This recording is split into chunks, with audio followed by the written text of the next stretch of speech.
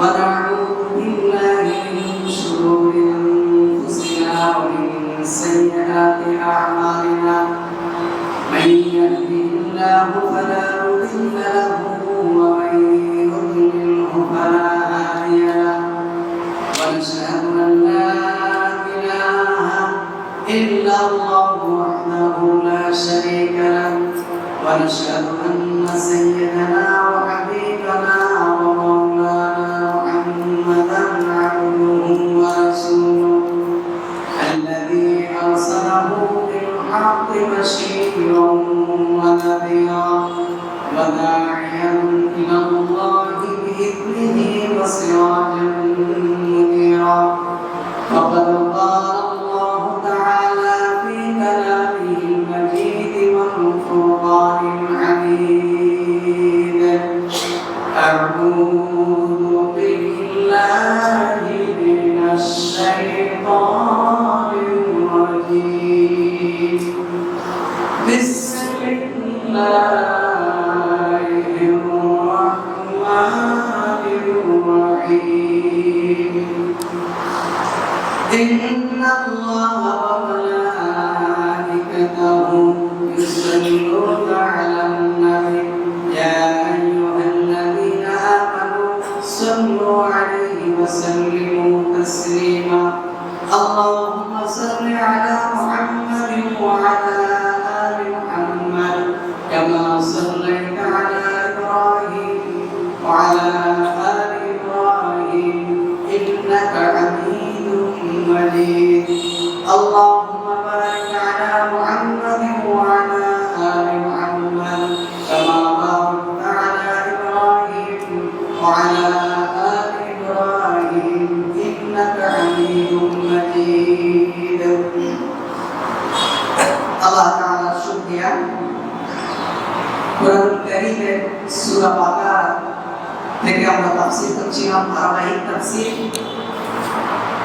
আজকে 16 নম্বর আয়াত থেকে আমরা তাফসীর করব ইনশাআল্লাহ আল্লাহ তাআলা বলেন উলাইকাল্লাযীনা ইশতারাউ আদ-দালালাতা বিল হুদা ফামা রাবিহাত তিজারাতুহুম ওয়া মা কানু মুহতাদিন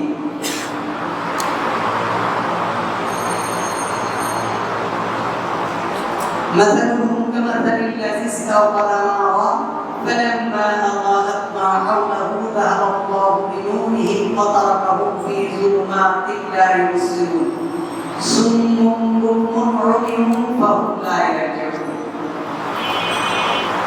আল্লাহ তাআলা এই আয়াতগুলোতে মুনাফিকদের ব্যাপারে আলোচনা করেছেন মুনাফিক মূলত কাফেরদের থেকেও নিকৃষ্ট কাফেরদের সরাসরি আল্লাহ তাআলাকে অস্বীকার করে এদের একটা অবস্থা আর মুনাফিক কাফেরদের মধ্য থেকে নয় মুনাফিক হয় মুসলমানদের মধ্য থেকে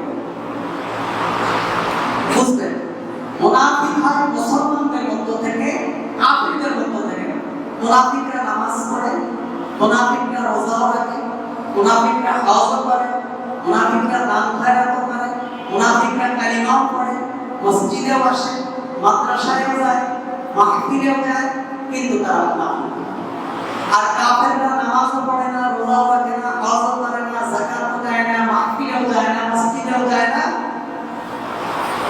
কিন্তু এরা কাফের কিন্তু যে নামাজ পড়ে রোজা রাখে হজ করে যাকাত দেয় মাহফিলে যায় মসজিদে যায় অথচ মুনাফিক আল্লাহ তাআলা বলেন এরা হলো কাফেরদের থেকে নিকৃষ্ট কারণ এরা হলো ঘরের শত্রু মুনাফিক হলো ঘরের শত্রু আর কাফের হলো বাহিরের শত্রু আমার এই মাহফিলে কি হচ্ছে এটা কাফেররা জানে না কিন্তু মুনাফিকরা জানে কাফেররা জানে না মুনাফিকরা জানে মাদ্রাসায় কি পড়ানো হয় এটা কাফেররা জানে না মুনাফিকরা জানে কারণ মুনাফিকরা মসজিদে ঢোকে মুসলমানদের বিরুদ্ধে ষড়যন্ত্র করার জন্য এরা মাদ্রাসায় যায় মুসলমানদের বিরুদ্ধে ষড়যন্ত্র করার জন্য এরা কোরআন পড়ে হাদিস পড়ে মাহফিলে যায় মসজিদে যায় সব জায়গায় মুসলমানদের বিরুদ্ধে ষড়যন্ত্র করার জন্য আর কাফেররা কোথাও যায় না। এ কারণে মক্কার জীবনে কোনো মুনাফিক ছিল না।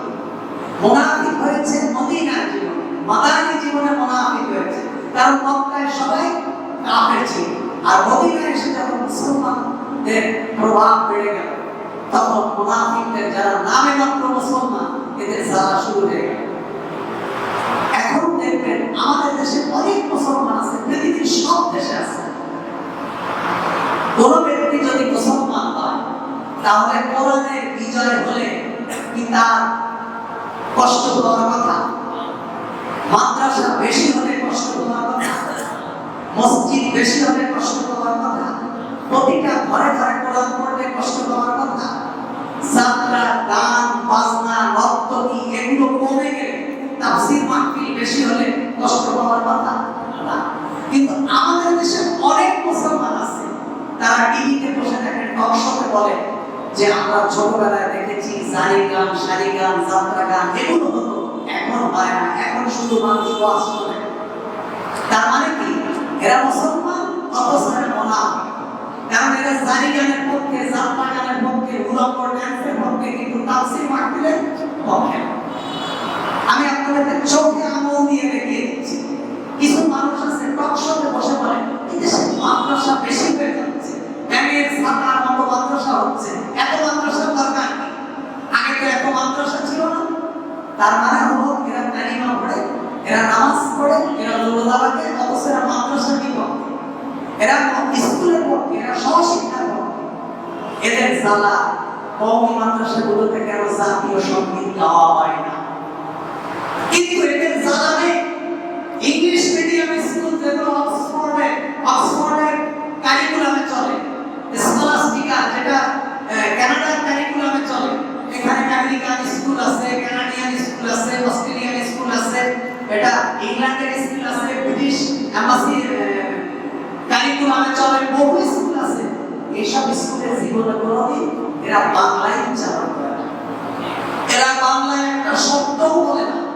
আমাদের দেশের যারা বড় বড় নেতা, যারা বাংলা ভাষার পক্ষে সাফাই গায়, বাংলা ভাষার জন্য জীবন দিয়েছি, বাংলা আমাদের এই বাংলা তা, এদের একটা সন্তানও বাংলা পড়ে না। ইংলিশ মিডিয়াম স্কুলগুলোতে জাতীয় সঙ্গীত থাক দূরের কথা, বাংলাই বলে না, এদের মাথা ব্যথা নেই। কওমি মাদ্রাসাগুলোতে কেন জাতীয় সঙ্গীত গাওয়া হলো না, হেফজখানায় কেন জাতীয় সঙ্গীত গাওয়া হলো না, এদের অন্ত মানে যা শুরু হয়ে যায়। কারণ কি? এরা হলো মুনাফিক, এরা হলো মুনাফিক। এরা চায় যে ইসলাম শিক্ষা প্রসার না ঘটুক, কোরআন শিক্ষার প্রসার না ঘটুক, ছোট্ট ছোট্ট ছেলেরা মসজিদে এসে নামাজ পড়ুক, এরা চায় না। ছেলেরা টাকলুম করে পেট করুক, এরা চায় না। স্কুলের ছেলেদের পকেটে টিস্যু পেপার থাকুক, এরা চায় না। বাচ্চারা মেসওয়াক ব্যবহার করুক, এরা অপছন্দ করে, অথচ এরা দাবি করে আমরা মুসলমান। এজন্যই আল্লাহ তাআলা বলছেন ইন্নাল মুনাফিকিনা ফিদ দারকিল আসফালি মিনান নার। মুনাফিক যারা, এরা কাফেরদের থেকেও নিকৃষ্ট, কারণ কাফেররা হলো বাইরের শত্রু, আর এরা মুসলমানদের ঘরের শত্রু। এ কারণে এদের স্থান হবে একদম জাহান্নামের সর্বনিম্ন স্তরে। এজন্য মুনাফিকদের অবস্থা খুবই ভয়াবহ। আল্লাহ রাসূল সাল্লাল্লাহু আলাইহি ওয়াসাল্লাম মুনাফিকদের ব্যাপারে বলেছেন যে মুনাফিকরা, এদের মুখের সাথে অন্তরের সাথে কোনো মিল নেই। এরা কথা যা বলে ফেরেশতার মতো কথা বলে, খুব পরিষ্কার বক্তব্য এদের, কিন্তু এদের কাজ কর্মের সাথে এদের কথার কোনো মিল নেই। এরা ইসলাম দেখলেই, মুসলমানদের উত্থান দেখলেই এদের গায়ে জ্বালা ধরে, অথচ এদের নাম আব্দুল্লাহ, এদের নাম আব্দুর রহমান, এদের নাম আব্দুর রহিম। এরা হজ করে, যাকাত দেয়, নাম করে, মসজিদ কমিটির সভাপতিও থাকে, মাদ্রাসায়ও থাকে, অথচ এদের গায়ে জ্বালা শুরু হয়ে যায়। কারণ কি? এরা মুসলমানদের ভিতরে ঢুকেছে মুসলমানদের অগ্রগতিকে থামিয়ে দেওয়ার জন্য। এরা মুসলমান নাম সেজে মুসলমানদের ভিতরে ঢুকেছে মুসলমানদের অগ্রগতিকে থামিয়ে দেওয়ার জন্য। আমি আপনাদেরকে কয়েক শত স্কুলের কথা বলতে পারবো, গুলশান, বনানী, ধানমন্ডি, আমার উত্তরায় স্কলাস্টিকা, ব্রিটিশ এম্বাসিতে যে চলে, অক্সফোর্ড যে স্কুলগুলো, ইংলিশ মিডিয়াম যে স্কুলগুলো, একটা স্কুলে কোনোদিন ওরা জানেই না বাংলা বলতে। ছোট্ট ছোট্ট বাচ্চারা 4 বছর 5 বছর বয়স ইংলিশে কথা বলে, বাবা মার সাথে ইংরেজিতে বলে, বাবা মাও ইংরেজিতে কথা বলে, এদের সাথে বাংলায় কথা বলে। কিন্তু এই সমস্ত ব্যাপারে কোন মিডিয়া কখনো বলে না যে ভাই তোমার সন্তান বাংলা বলে না, তোমার স্কুলে বাংলা পড়ায় না, অথচ একটা স্কুলে 2 লক্ষ 2.5 লক্ষ টাকা ভর্তি। আমার উত্তরায় যে বিআইটি স্কুল, যেটা 14 নম্বর সেক্টরে পড়েছে, বিআইটি স্কুল 2.5 লক্ষ টাকা ভর্তি। আমার এক ছেলে মুসল্লি আছে, ওনার 3টা বাচ্চা পড়ে। বড় বাচ্চার বেতন হলো 54,000 টাকা মাসে, দ্বিতীয় বাচ্চার বেতন হলো 34,000 টাকা, আর যেই বাচ্চাটা এবিসিডি পড়ে, এবিসিডি স্কুলে দিয়ে পড়ে, ওর বেতন হলো 24,000 টাকা। উনি একটা গার্মেন্টসের মালিক, আমার উত্তর আছে তার মসজিদে মুসল্লি। তাহলে একটা বাচ্চার বেতন দেয় 57,000 টাকা, 57 কি 54 বলবো, আরেকটা বাচ্চার বেতন দেয় 34,000 টাকা, ছোট্ট বাচ্চার বেতন দেয় 24,000 টাকা, ভর্তির ফি হলো প্রত্যেকটার 2.5 লক্ষ টাকা। আচ্ছা আপনি ভাবেন তো, আমি মুসলমান, আমার সন্তান প্রতি মাসে তার পিছনে, একটা সন্তানের পিছনে খরচ হয় 60 থেকে 70,000 টাকা, সেসব কি ভর্তির ফি দিয়ে পার মাস তার পিছনে এভারেজ 1 লক্ষ টাকা খরচ। অথচ আমি আমার সন্তানকে আমি আল্লাহর কোরআন শেখানোর জন্য 500 টাকা মাসে খরচ করতে রাজি নেই।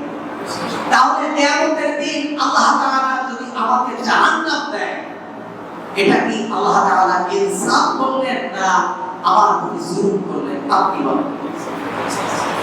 নোয়াখালীর এক মানুষের কথা আমি শুনেছি, উত্তরা। আমি ওই 13 নম্বর সেক্টরে প্রতিদিন সকালবেলা আমরা হাঁটি, ফজরের নামাজের পরে হাঁটতাম।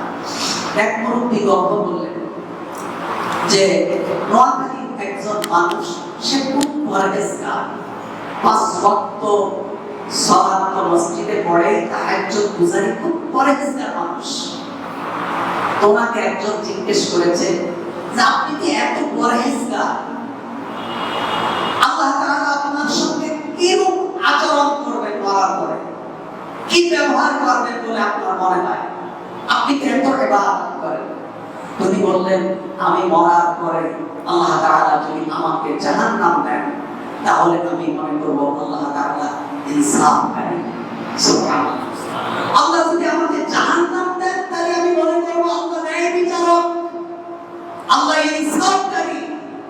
আর যদি আমাকে জান্নাত দেন, তাহলে আমি মনে করব আল্লাহ তাআলা আমার উপরে ইহসান করেছেন, দয়া করেছেন।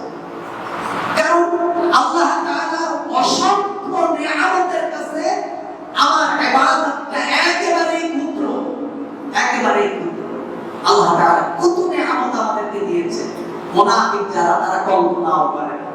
আপনার এই চক্ষু দুটো না থাকলে আপনার কি দাম আছে?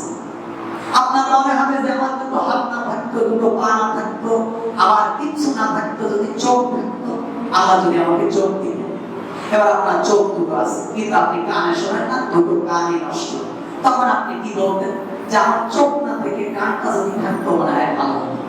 আপনার কিডনি দুটো নষ্ট হয়ে গেছে, আপনি বলতেন আল্লাহ যদি আমার একেবারে শরীরের হাত পা চোখ কান কিচ্ছু না থাকতো, যদি কিডনি দুটো থাকতো, তাহলে বেঁচে থাকতাম।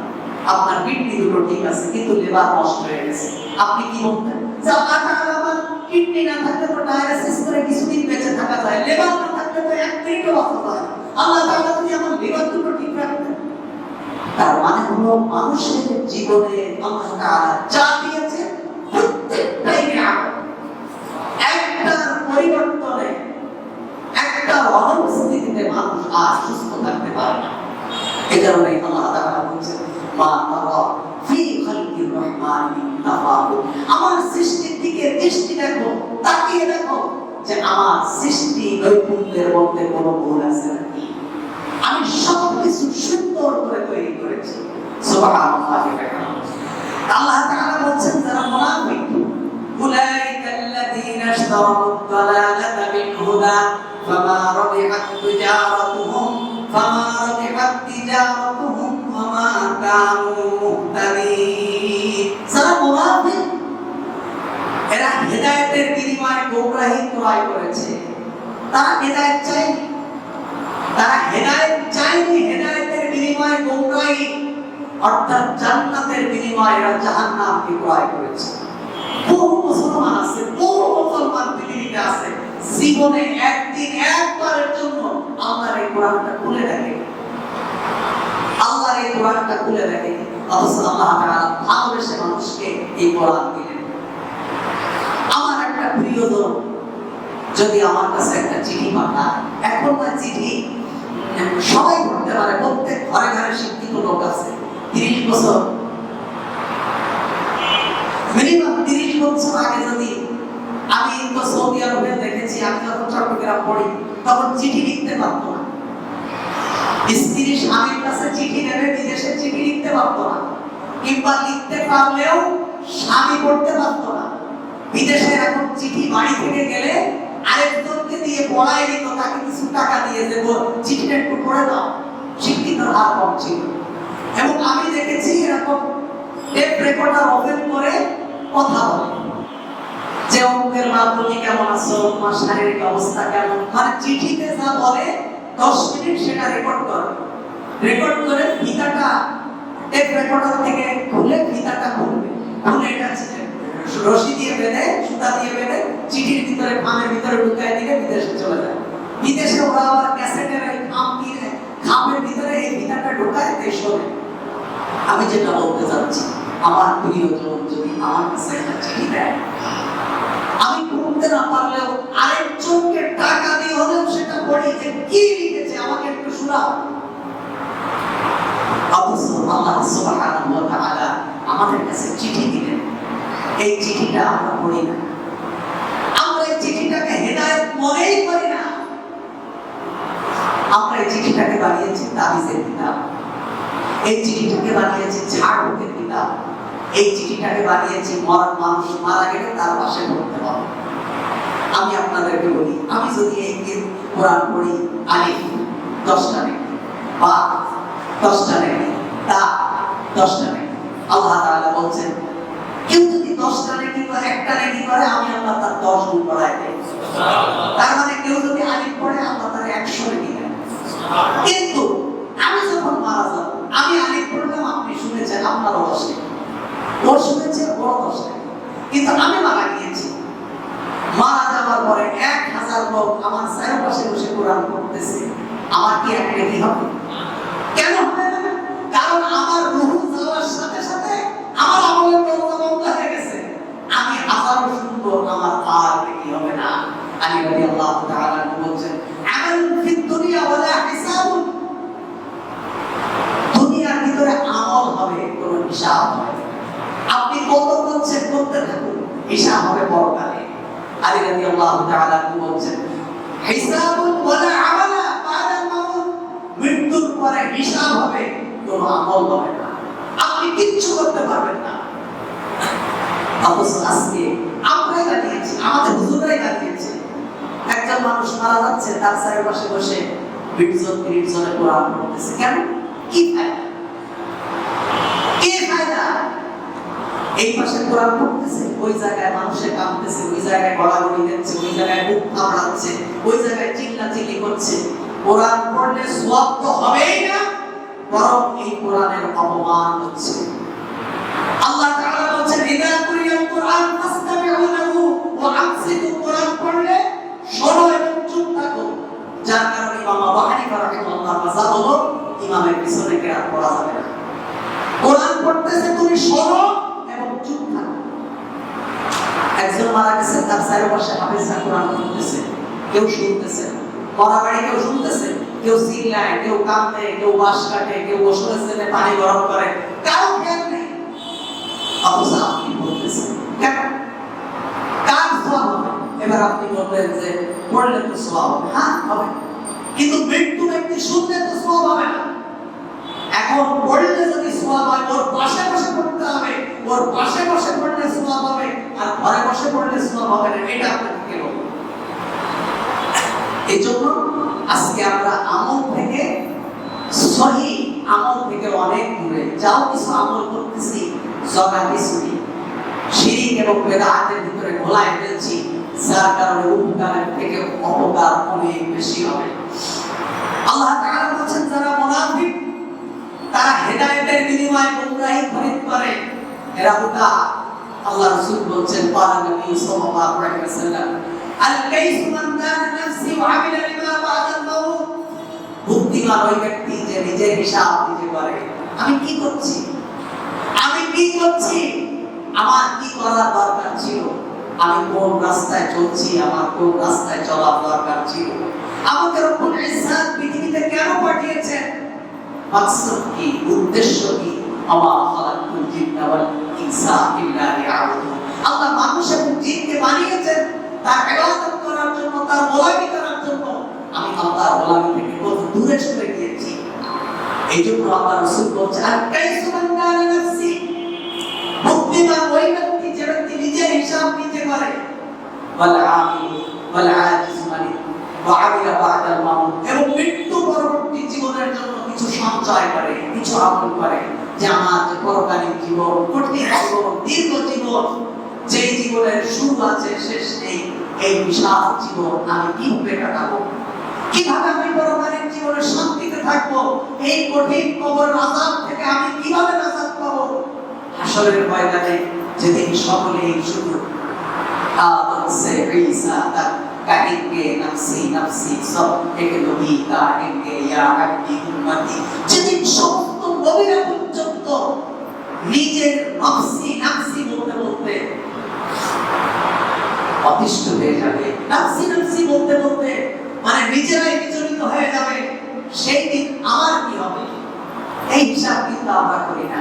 বুখারীর বর্ণনা প্রত্যেকটা নবী সেদিন খুব চিন্তিত থাকবে, কিন্তু আমাদের কাছে খবর আছে, আমাদের কাছে খবর হলো যে নবীরা নাফসি নাফসি করবে ঠিক আছে, কিন্তু আমাদের বিশ্বাস হুজুররা নাফসি নাফসি করবে না। আমাদের বিশ্বাস হুজুররা আমাদেরকে কিয়ামতের দিন বেহেশতে নিয়ে যাবে, আমাদের কোন বিশ্বাস জাহাজ নিয়ে আসবে, আর কোন বিশ্বাস এরকম যতদূর তার মুরিদদের মানে মুরিদদের যতদূর বেষ্টনী আছে সমস্ত মুরিদদেরকে ধরে নিয়ে বলবে এগুলো আমার উম্মত, আমার মুরিদ। বাস মিথ্যা গল্প পৃথিবীতে আছে। আব্দুল কাদের জিলানী জিবরাইলের কাছে, আজরাইলের কাছে ব্যাগ টেনে সমস্ত মুর্দা মানুষের জিন্দা করে দিয়েছে, শুনছেন না? আর শিরিক যে কত প্রকারের শিরিক, এক মাওলানা ওয়াজ করছে কিরামান কাতিবিন রোজ হাসরের দিন আল্লাহর কাছে যদি করে অভিযোগ, আমি বলবো দুনিয়ায় ছিলাম না একটু বাবার পর। মানে কত বড় মুশরিক আর কত বড় বেকুব আর কত বড় জাহেল বলে এই কথা বলতে পারে যে কিরামান কাতিবিন রোজ হাসরের দিন আল্লাহর কাছে যদি করে অভিযোগ, আমি বলবো দুনিয়ায় ছিলাম না একটু বাবার পর। মানে বললেই বাস বেহেশতে চলে যাও, যেহেতু তুমি একটু বাবা করতে পারো না, হিসাব নিকাশ হবে না। বলছে আমি মরিলে তুমি করিও ইহসান, আমি মরিলে তুমি করিও ইহসান, কপালেতে লিখে দিও রেজবি বাবার নাম। মানে আমার প্রতি এই দয়াটা তোমরা করো, মরে গেলে কিচ্ছু করার দরকার নেই। আরেক শয়তান বলছে কালিমা কালামো ভাই কোনো কিছু দরকার নাই, খাজা বাবা নামটি শুধু জবি। মানে কত বড় মুনাফিক বলে এদেরকেই আল্লাহ তাআলা মুনাফিক বলেছেন, যারা হেদায়েত থেকে বহু দূরে, এগুলো নিয়ে কোনো সমস্যা নেই। একজন বলছে যে এই মুশরিকি গান গায় কোনো সমস্যা নেই, একজন জোরে আমি বললে ওর মসজিদ থেকে বের করে দাও, অথচ জোরে আমিনের কথা হাদিসে আছে, এগুলো কোনো হাদিসে আছে? রাফিয়াতাইনের কথা হাদিসে আছে, এগুলো কোনো হাদিসে আছে? তাহলে রাফিয়াতাইন করলে একজনকে মসজিদ থেকে বের করে দাও, তাহলে কাবা শরীফে তুমি হজ করতে যাও কেন? সেখানে তো রাফিয়াতাইন করে, সেখানে তো জোরে আমি করে, কেন সেখানে কি তোমার বের করে দেয়? ইসলামের এটা হলো সৌন্দর্য, কিন্তু আমরা বুঝি না। আমরা এই শিরক বিদআত মুশরিক কাফেরদের বিরুদ্ধে আমাদের কোনো কথা নেই। যে ব্যক্তি মাজারে সিজদা দেয় আর যে ব্যক্তি দুর্গা পূজায় মা কালীর সামনে সিজদা দেয় আর যে ব্যক্তি কালিমা পড়ে মাজারে সিজদা দেয়, দুই মুশরিকের ভিতরে এ হলো আল্লাহর কাছে সবথেকে নিকৃষ্ট, কারণ কালিমা পড়ে সিজদা দেয় আর কালিমা না পড়ে সিজদা দেয়।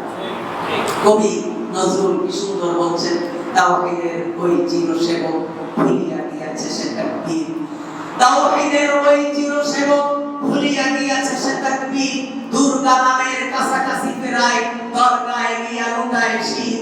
ওদের যেমন রাম নারায়ণ এদের তেমন ভক্ত কি, ওদের চাপ বলার সাথে মিশিয়া গিয়াছে এদের কি। কি চমৎকার! কবি নজরুল যদি এখন বেঁচে থাকতো এরা ওয়াহাবি বলে এদেরকে পিটারে শেষ করে দিত, বলতে সারা ওয়াহাবি মানে না। আস্তাগফিরুল্লাহিল আযীম। কি আকীদা আমরা পোষণ করি!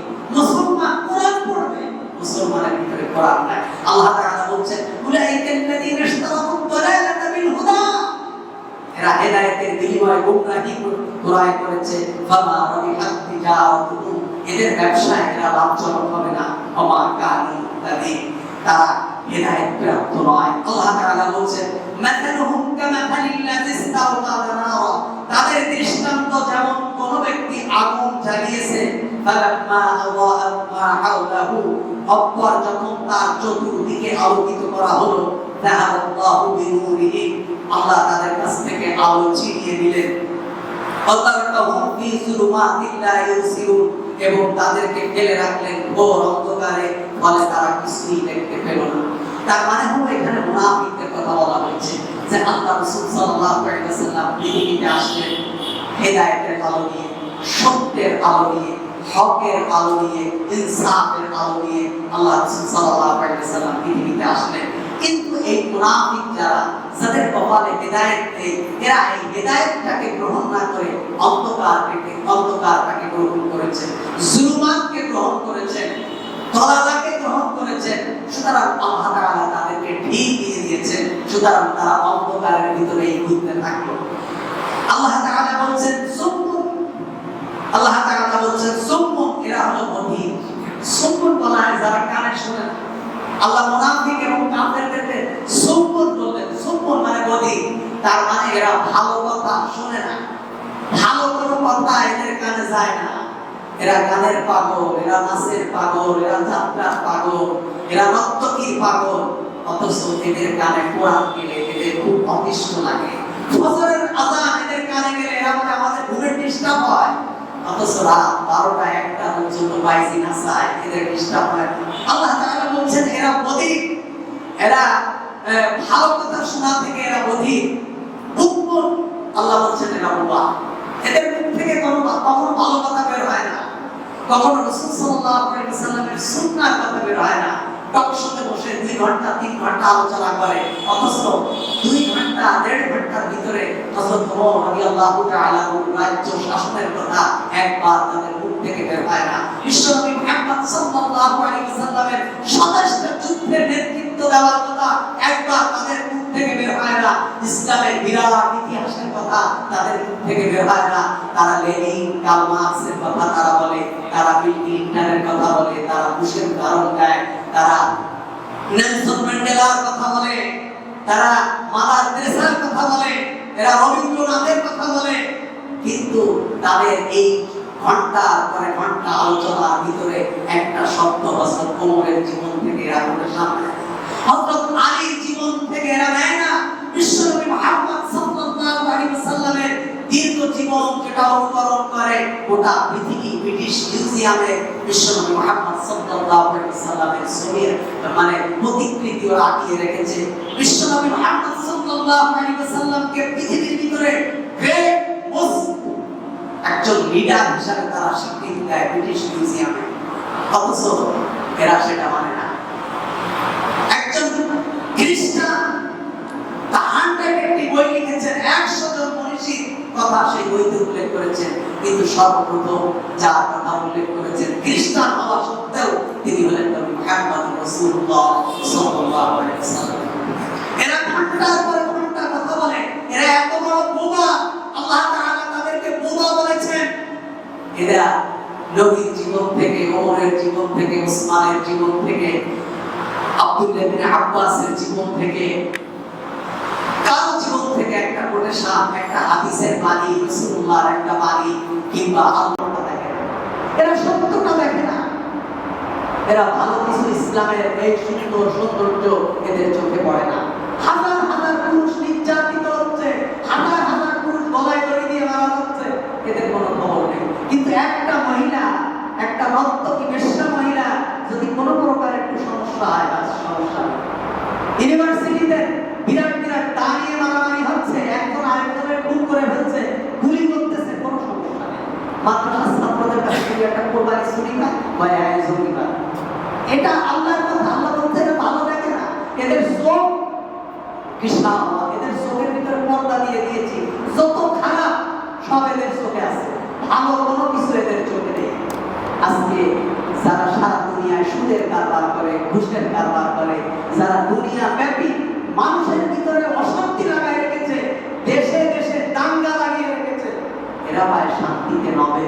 আর যারা ইসলামের সুশীতল পানি গোটা দুনিয়ায় পৌঁছায় দিচ্ছে, এরা থাকে জেলখানায়, এরা থাকে কারাগারে।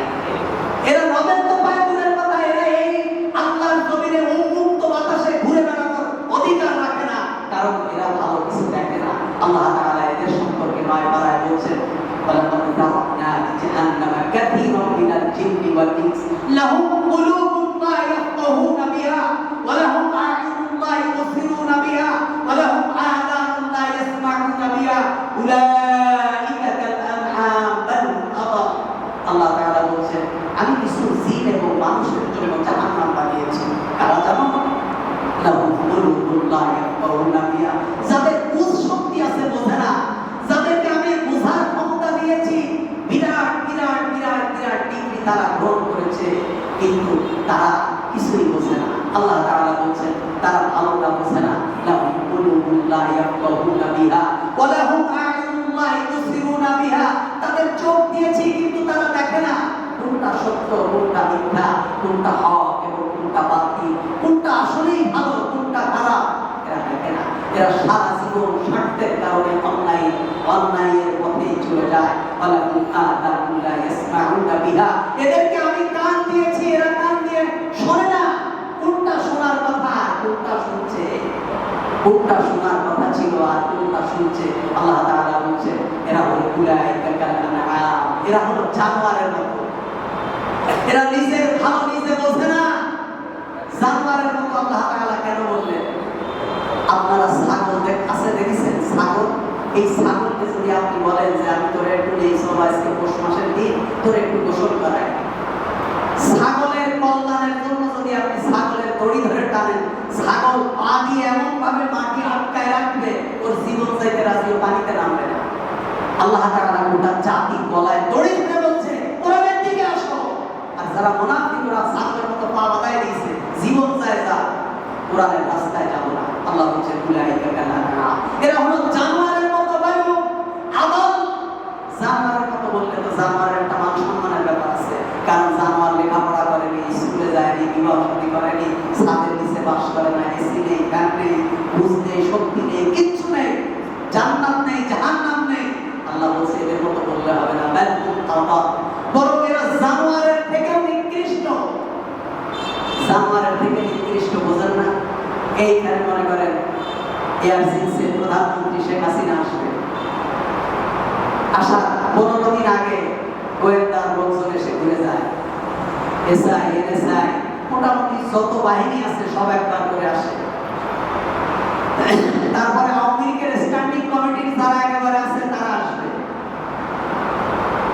র্যাব আসবে, পুলিশ আসবে, বিটিআর আসবে। এখানে যে প্রধানমন্ত্রী আসবে, এখানে তার জীবন নাশক, মানে তার ক্ষতি হতে পারে এমন কোন জিনিস মাটির নিচেও আছে কিনা দেখার জন্য আসবে। আমি একবার জিয়াউর রহমানের মৃত্যুবার্ষিকীতে খালেদা জিয়ার এক মঞ্চে আমার ধানমন্ডি দিয়ে গেলেন অনেক আগে, যে আপনি এখানে একটু কোরআন তেলাওয়াত করবেন আর একটু মুনাজাত দেবেন। আমি চিন্তা করলাম, খালেদা জিয়া আসতেছে, আমি একটু আমারও দাওয়াত করছে ধানমন্ডিতে। তখন আমি গেলাম। খালেদা জিয়ার মঞ্চে তো কেউ যেতে পারে না, একেবারে কারা কারা যাবে লিস্ট করা থাকে, এর বাইরে কেউ যেতে পারে না। এবং খালেদা জিয়া আসার আগে সেই মঞ্চে খালেদা জিয়া যাবে কি প্রধানমন্ত্রী যাবে, সেই মঞ্চটাকে একেবারে নিশ্চিত নিরাপত্তা দিয়ে একেবারে ঢেকে ফেলা হয়। এবং আমি যে কি বলবো, কি দোয়া করবো, আমাকে শিখাই দেওয়া হয়। আমি আমার ইচ্ছা মতো দোয়া করতে পারবো না, আমাকে শিখাই দেওয়া হয়েছে। প্রথম বলা হয়েছে আপনি 2 মিনিটের ভিতরে দোয়া করবেন, এই এই এই দোয়াগুলো করবেন। ঠিক আছে করুন। পরে আরেকজন এসে বলছে 2 মিনিট হবে না, 1.5 মিনিটে করতে হবে। তা বললাম 1.5 মিনিটে কি দোয়া করব? তা বলছে ঠিক আছে 1.5 মিনিটেই করা লাগবে, এই দোয়াটা করবেন। করলাম। কিছুক্ষণ পরে আরেকজন এসে বলে 1 মিনিটের ভিতরে দোয়া শেষ করে দিতে হবে, কারণ ম্যাডামের এত সময় নেই। আমি বলছি ভাই দোয়া করারই কথা দরকার, বলছে না করা লাগবে। বুঝলেন কেন করা লাগবে? এটা হলো মুনাফিক। মানে মুসলমানদের বুঝাবে আমি দোয়ার পক্ষে আছি, এইটা মুনাফিক। মানে দুনিয়াটা চলতেছে মুনাফিকের উপর। আল্লাহ তাআলা এমনি বলেন যে মুনাফিকদের অবস্থা। পরে আমাদের লাস্ট মেসেজ আসলো 29 সেকেন্ডে দোয়া শেষ। তা কি দোয়া করতে হবে? যে আল্লাহ তুমি শহীদ প্রেসিডেন্ট জিয়াউর রহমানের বেহেশত দিও, ম্যাডামকে হায়াত দারাজ করে দিও, তারপরে কোকোকে জান্নাত দিও, তারেক রহমানকে সুস্থ রেখো। ব্যাস এই দোয়া, এর বাইরে কোনো রব্বানা জালামনা এত কিছু বলার সময় নেই। 29 সেকেন্ডে দোয়া শেষ। বুঝলেন? আমি আপনাদেরকে বোঝানোর জন্য বলছি আমার বাস্তব অভিজ্ঞতা থেকে। এবার মনে করেন সমস্ত বাহিনীর লোকজন এখানে আসে, সবাই শেষে কে আসবে বলেন তো? ডিওসি। সবাই শেষে আসবে কুত্তা। কারণ সরকারও জানে যে এদেশের বহু রাষ্ট্রপতি সেনাবাহিনীর হাতে মারা গেছে, পৃথিবীর বহু দেশের রাষ্ট্রপতি সেনাবাহিনীর হাতে মারা গেছে, নিজের বডিগার্ডের হাতে মারা গেছে, নিজের স্ত্রীর হাতে মারা গেছে, কিন্তু কুত্তার হাতে কেউ মারা যায় না।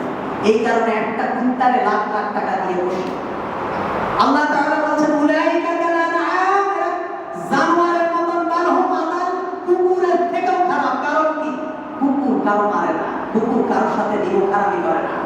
আপনি বাড়ি রাত্রে 12টার সময় আপনি বাড়িতে আসতেছেন, কুকুর কিন্তু ঘুমায় না। কুকুর প্রথম মনে করেছে যে এটা মনে হয় কেউ আসতেছে, কুকুর হাওয়া করেছে, কেউ কেউ করে ধাওয়া করছে। আপনি বললেন এই থামো, কুকুর আপনার কণ্ঠস্বর শুনে থেমে গেছে। শুধু থেমেই যায়নি, বাড়ির একেবারে ঘরের আঙ্গিনা থেকে ছুটে পাসিলের একেবারে রিসেপশনে চলে গেছে, যে আপনার পাট দিয়ে আসতেছে আর লেজ নাড়াচ্ছে আর বলছে সরি স্যার আমি বুঝতে পারিনি। আল্লাহ তাআলা বলেছেন উলাইকা কালানআম। একটা কুকুর তার মালিককে চেনে। একটা কুকুর জীবনে কখনো তার পরিবারের সাথে বিশ্বাসঘাতকতা করেনি। বহু মানুষ মারা গেছে, সমস্ত আত্মীয় স্বজন বাড়ি যে সম্পদ ভাগাভাগি করছে, কিন্তু কুকুরটা ওই মনিবের কবরের পাশে শুয়ে আছে। দেখছেন না? নীরবে শুয়ে আছে। 1 দিন 2 দিন 3 দিন 4 দিন, যতদিন পর্যন্ত কবরের মাটি শুকায়নি।